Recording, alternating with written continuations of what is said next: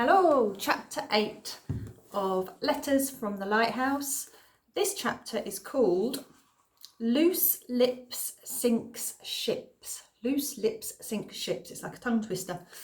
This propaganda campaign, was to try and get the general public to keep secrets, basically, not to talk about where their husbands or their sons might have been posted with their troops, just in case important information reached the ears of the enemies. So to keep all their secrets, even if they didn't think they were that important, just keep everything stum so that that information didn't get into enemies' hands. Loose lips sinks ships. Here we go. As I ran down the main street, other people were coming out of their houses, women still tying on pinnies, old men in undervests, children rubbing the sleep from their eyes. I was glad to find Cliff almost immediately, standing with Queenie on the steps of the post office. I tried to hurry him back inside, thinking the cellar would be a good place to shelter. "Oh, give over, Olive," Cliff cried. "No one else is going in." Incredibly, there was no air raid warden, nor any sign of one on their way. We might as well have been watching a horse race or a carnival procession for how relaxed everyone seemed. Determined not to leave Cliff on his own, I muttered crossly how foolish it was not to go inside. Everyone was gazing out to sea. It was a bright winter's day, the sun so low and glary you had to shield your eyes, yet the dark shapes of the Luftwaffe were clearly visible in the sky. "If Jerry bombs my cabbages," said a man with shaving foam still on his cheeks, "he'll have me to answer for." "Oh, Jim," Mrs. Moore, who ran the bakery, called across the street. "They're heading for Plymouth, you daft half-paw, not your garden." What bothered me was the planes were getting closer and louder. There were 6 of them, one out in front, 2 flying higher, 2 directly below, and 1 bringing up the rear. They flew parallel to the coast, close enough to see the distinctive black crosses on the plane's sides, close enough to be almost level with the long, low platform of rocks on which stood the lighthouse. "Let's go, Cliff," I said again. "In a minute," he shrugged off my arm. "This is the cat's bananas." "They're German fighter planes, real ones," I said through gritted teeth. "It's not some film at the Picture Palace." And I didn't like the way he'd used Suki's phrase either, and he'd got it wrong. It's the cat's pyjamas, not the cat's bananas. It means it's fabulous, the cat's pyjamas. Someone shouted, "Look, they're turning inland by the lighthouse." Just a few hundred feet from the lighthouse, the German formation was changing shape. "That bleedin' lighthouse," said old Mr. Watkins, whose tobacco ration I delivered every day. "Them Jerry pilots are using it to find their way. Look at 'em. Clear as day they are." "Not surprised," Mrs. Moore replied. "It stands out like a beacon." I watched in despair as the first plane turned almost at right angles. The others followed close on its tail. It was obvious that they were, like the man said, using the lighthouse to guide them in. Out of the corner of my eye, I saw Queenie bend down and pick something up off the ground. Within moments, the sky above us darkened. Everyone cowered down. I grabbed Cliff and we clung to each other.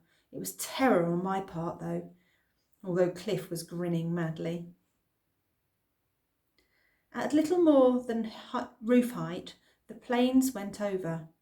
You could see the numbers on their undersides, the sections of metal held together with rivets. The stench of burning engine fuel made my throat catch. And the noise! It was so horribly high-pitched, I thought my ears would burst. "Jeez!" Cliff cried. I couldn't bear to look any more. It was then I noticed Queenie. She was the only person in the street not cowering. Her arm raised, she was hurling stones at the plane. I don't know if she hit them. It was her face that shocked me more. glasses askew, teeth bared. She looked almost savage. Once the last plane had gone over, a stunned silence fell. It made the ringing in my ears even worse. Then all at once, everyone was talking in that jokey, shrill way people do when they've been scared and then relieved when it's all over. Finally, Cliff let me drag him back to the post office where, once inside, we started babbling with nervous excitement. If they'd have turned their guns on us, we'd all be dead. I snapped my fingers just like that.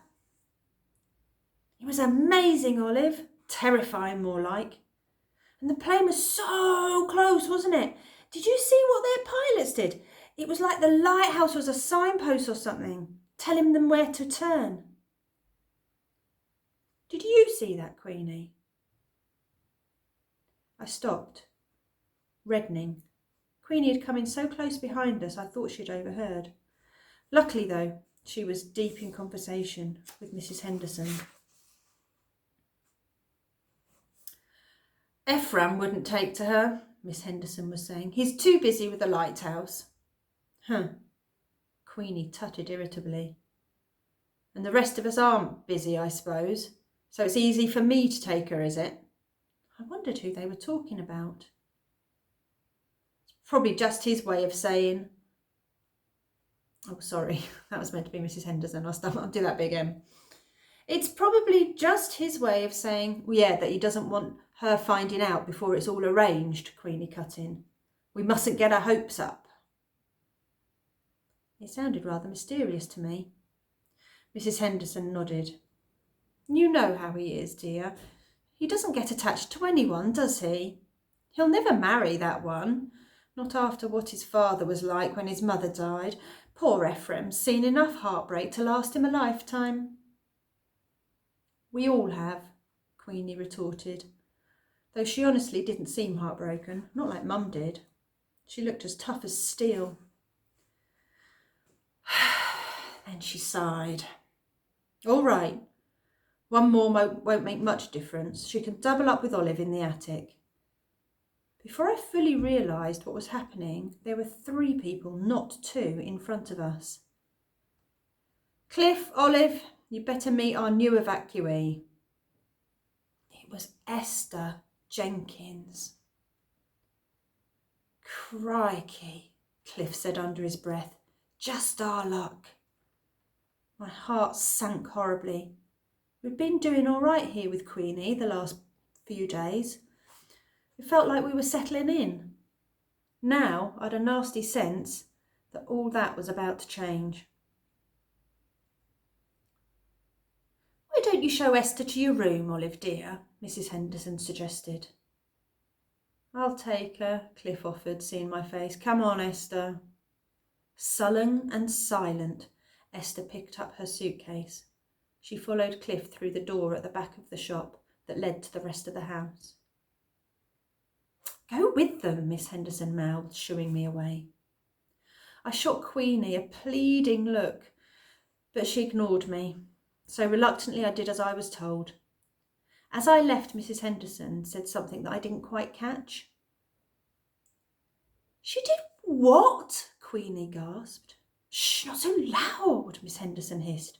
You're the only house left with any room. I could hardly put her in my goat's shed, could I? On the other side of the door, I hesitated before closing it. They were talking about Esther. It was probably just a misunderstanding, Miss Henderson went on. Esther swears she explained bacon wasn't kosher, and that's why she wouldn't eat it. She wasn't making a fuss. There was no other reason. I knew what kosher meant. It was the types of food a Jewish person could eat, according to their beliefs, which must mean Esther was a Jew. Queenie breathed in sharply. Well, that chicken won't be kosher neither. None of our meat is. Have you spoken to Mrs. Drummond? I didn't catch the answer. Something was happening upstairs. A door slammed at the top of the house. Then footsteps clattered down the attic stairs, stopped and went back up again. That's my room, Cliff was saying in a rather pained voice. I'm not sharing with a girl. By the time I reached the first floor landing, Cliff was sounding more desperate. No, Esther, you can't just take over. Something bumped across the floor overhead. There was another loud thud and a laugh. Stop it, those are olives, Cliff cried. In a rush of anger, I charged up the attic stairs. The cheek of it! She'd only been here 5 minutes and was already interfering with our things. Then Esther said, Your sister's got a lot of socks. My heart stopped. She was in my sock drawer, where I'd hidden Zuki's note. Put that back, it's not yours, Cliff protested. Esther laughed. Is it a love letter? Has Olive got a sweetheart? I stormed into my room. The floor was strewn with my clothes. My clothes! Esther was in the process of clearing the top 2 drawers. She'd also moved my books from the windowsill. What are you doing? I cried. Making space for my things, she said, as if it was obvious. By the way, I found this. Between her fingers, she twirled Zuki's note. It had been recently opened. I licked my lips. Is it a love letter? Esther asked again. No, I stammered. At least I don't think so. Don't you know what it says? She was surprised. So, it's a secret code, is it? Isn't that a bit dangerous? I wiped my palms on my skirt. I knew what she was implying and took a step towards her. Are you calling my sister a spy? Esther Jenkins smiled slowly. I don't think I mentioned a sister, did I? I realised then what I'd done. I put my size 5 foot right in it. That's the end of chapter, 8? That's the end of chapter 8. I will see you next time for chapter 9. Bye-bye.